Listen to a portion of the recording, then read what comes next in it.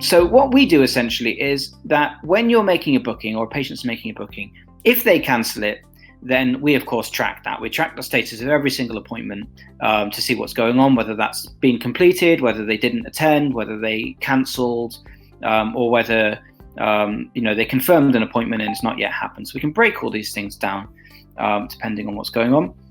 And what I would really recommend you do is not just track your cancellations. Don't just find out how many there are and work out the percentage. It's obviously valuable to understand as a base kind of figure, but what you really want to do is start quantifying exactly why people are cancelling. Because there are lots of reasons, some of which you can help and fix, some of which you can't.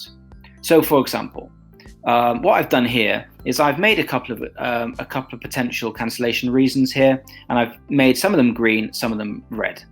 So it's a basic distinction between reasons that are either not detrimental to your business, or that you can fit, or that you cannot do anything about, so it's beyond your control. So COVID positive, for example, the only thing you could really do there is maybe make it more clear to your patients where to find information about coronavirus and how to maintain hygiene practices and stuff like that. I mean, that's obviously tangential to this. It's not necessarily something that you can really do to prevent that cancellation from happening, because it has to happen. However, on the flip side of the coin, there are things you can do to stop cancellations. So for example, in some of these red options here, so you've got too expensive. Now that's the most obvious one to fix. It's obvious if you're getting loads of people saying you're too expensive for where it is that you're working and what you're doing, then of course the natural solution is to reduce your prices. It's not necessarily the case that you can reduce your prices. However, if the prices already are as low as you can go, then you need to think about other things like increasing the amount of value that the patient perceives that you can give them, and so on. So you can do that through things like social media and word of mouth, that sort of thing. But of course, it does at least tell you that's why they're cancelling, and then you can break that down further and understand. So person's cancelled, or so many people have cancelled per month. They've cancelled for this reason, so too expensive. Let's say 30 people have said it's too expensive per month.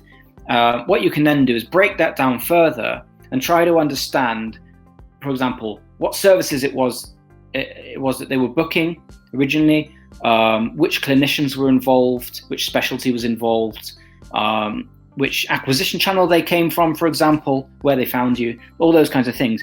Because what you can do is you can start to understand whether your services are overpriced, whether the channel that you're getting people from is attracting people of potentially a lower, having lower disposable income that they want to spend on healthcare, and it may be that actually you're attracting people who ultimately decide against your services because of that reason.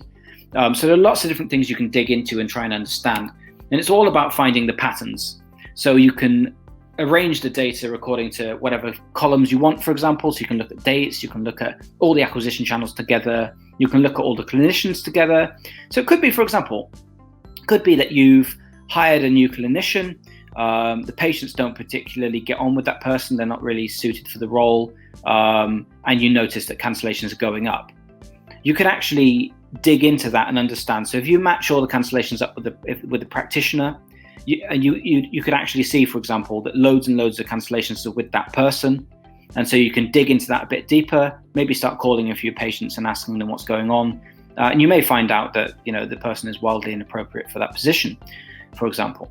It may be something completely different. And that's what Medesk helps you do. It helps you have an evidence base for your decisions. So it's a decision-making support tool, essentially, at the end of the day.